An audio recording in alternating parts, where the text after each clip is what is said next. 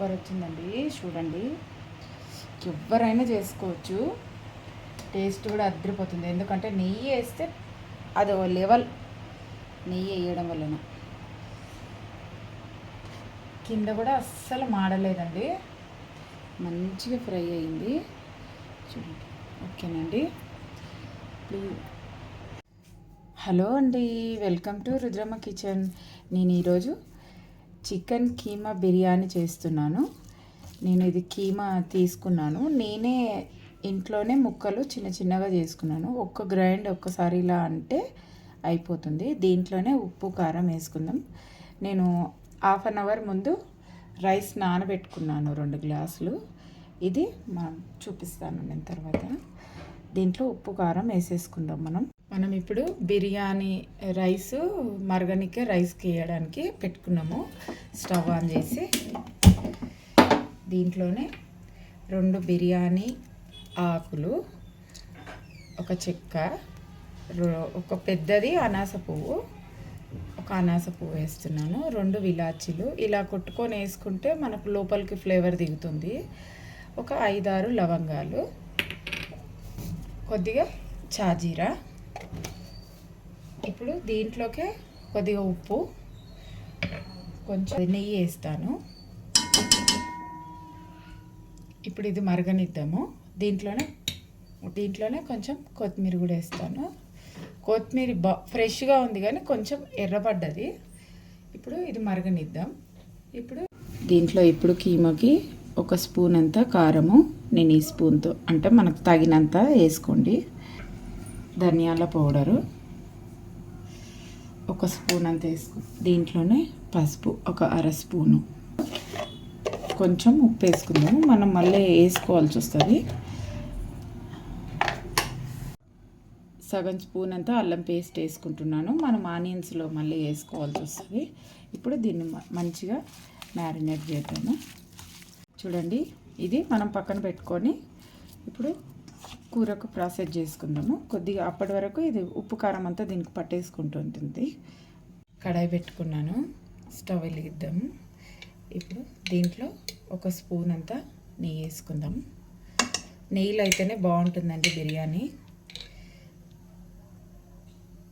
నెయ్యి గరం అయింది. దీంట్లో చాజీరా, బిర్యానీ ఆకు అన్నీ వేసాను. మనం రైస్లో ఎట్లా వేసినామో అట్లా. ఇది ఆనియన్స్,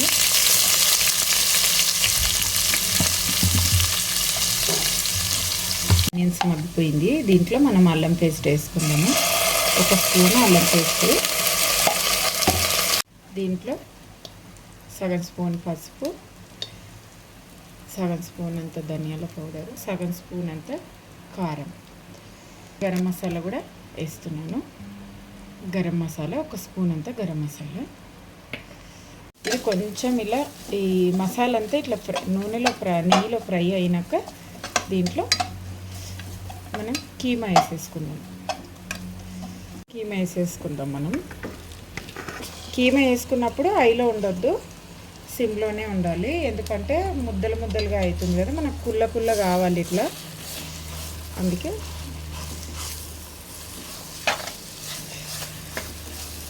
కీమా కదా జల్దీ అయిపోతుంది. చూడండి ఎంత మంచిగా ఫ్రై అయింది. ఈ పెద్దగా ఉండొద్దు, అన్నీ చిన్నగా అయిపోతుంది.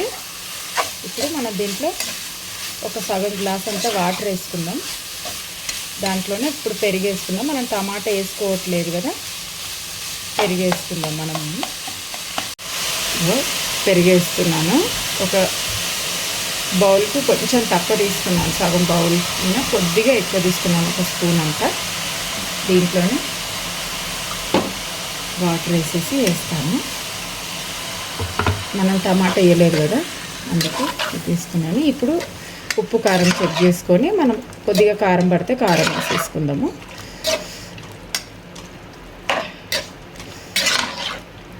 చూడండి, కొంచెం కారం పడుతుంది, కారం వేసుకుందాం. మనము 1 సగం స్పూన్ అంతా కారం పడుతుంది,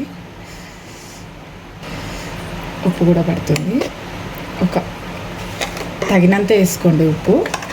ఇది కొంచెం బాగా ఉడకనిద్దాము. ఉడికి నీరంతా ఎగిరిపోయేటంతా ఉడకనిద్దాము. మూత పెట్టుకున్నామండి. ఇది ఉడకనిద్దాం, నీరంతా ఎగిరిపోయేటంతా ఉడకనిద్దాం. ఇప్పుడు రైస్ చూసేసుకుందాం మనము. ఇది రైస్ది వాటర్ మరుగుతుంది కదా, మనం ఇప్పుడు రైస్ వేసేసుకుందాం. దీంట్లో రైస్ వేసుకున్న తర్వాత మనం ఇంతమంది అంటారు 75% ఉడకాలి, 85% ఉడకాలి. అలా ఏం కాదు. మామూలుగా మనం ఇట్లా ఒత్తితే మనకు అవుతుంది, ఒక్క 2 నిమిషాలలో దమ్ము తీసుకుంటుంది అన్నప్పుడు పెట్టినా పర్లేదండి. ఎందుకంటే అందరికీ ఇలా పెట్టుకోవడం, దమ్ బిర్యానీ చేసుకోవడం రాదు కదా. మరి పాపం బ్యాచిలర్స్కి అయితే అస్సలు రాదు. వాళ్ళు కూడా చేసుకోవాలి కదా. ఆల్మోస్ట్ రైస్ చేసుకోవచ్చు. కొద్దిగా మనకు కొంచెం లైట్గా బిగ్గర్ ఉంది అనుకున్నప్పుడు వాటర్ తీసేసుకొని మనం రైస్లో కలిపేసుకోవచ్చు. ఎప్పుడైనా బాస్మతి రైస్ పెట్టుకోవాలనుకున్నప్పుడు కూడా అలాగనే చేసుకోండి. ఎందుకంటే అందరూ వచ్చిన వాళ్ళు ఉండరు కదా, అలా అని చెప్తున్నానండి. చూడండి, రైస్ అయిపోయింది ఆల్మోస్ట్. ఇగో కొంచెం మనం ఇలా ఈ వాటర్ తీసేస్తే మనం స్టవ్ కింద ఒక సిమ్లో ఒక 2 నిమిషాలు పెట్టినా కూడా రైస్ మళ్ళీ పొల్లు వచ్చేస్తుంది. ఇది ఇప్పుడు మనం దీన్ని తీసేసుకుందాం. చూడండి, వాటర్ అంతా ఇంకిపోయింది కదా. ఇప్పుడు చికెన్ కూడా ఎక్కడ ఏం లేకుండా మంచిగా మ్యాష్ అయిపోయింది. ఇప్పుడు మనం దీన్ని కొద్దిగా ఉంది కదా, ఇది ఓకే. మనం ఇలా అదంతా బిర్యానీ మనం అంతా లేయర్ వేసే వరకు ఇదంతా అయిపోతుంది. నేను ఆనియన్స్ కూడా ఫస్టే ఫ్రై చేసి పెట్టుకున్నాను. ఆనియన్స్ కూడా ఫ్రైడ్ ఆనియన్స్ చేసి పెట్టుకున్నాను. దీంట్లో పెట్టలేదు నేను. చూడండి, ఇప్పుడు దీంట్లో కొంచెం ఇది తీసేసి మనం అది లేయర్ వేసేసుకుందాము. కొంచెం కొత్తిమీర వేసిన, కొంచెం ఫ్రైడ్ ఆనియన్స్ కూడా వేసిన. ఇప్పుడు ఈ రైస్ వేసుకుందాం మనము.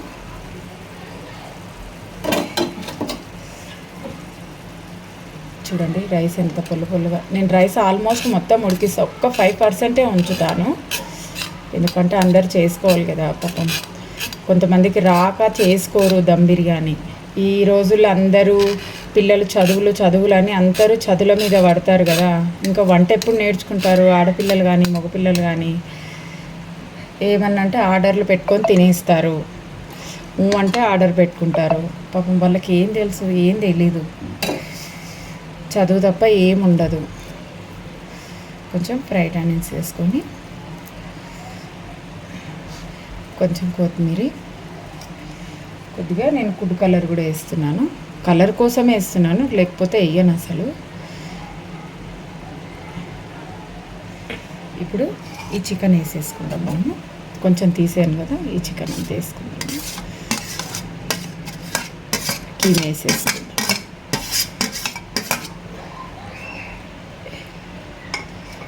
సూపర్ ఉంటుందండి. బ్యాచిలర్స్ కూడా సింపుల్గా చేసేసుకోవచ్చు, ఫటాఫట్ చేసుకోవచ్చు. మిగతా రైస్ కూడా వేసేద్దాం మనం.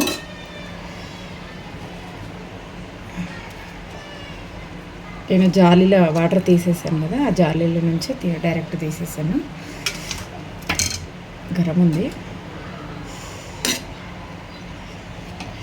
కొంచెం ఇది దమ్ము పెట్టుకుంటే చాలు. ఒకవేళ ఎవరికన్నా ఇంకా రైస్ బిగ్గర్ అనిపించింది అంటే దాంట్లో వేసుకున్న రైస్ది వాటర్ ఉంటుంది కదా, అది కొద్దిగా వేసుకోవచ్చు.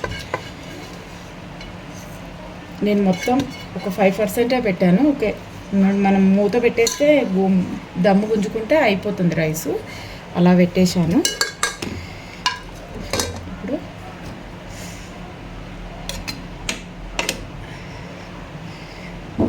దీంట్లో ఫ్రైడ్ ఆనియన్స్ వేస్తాను.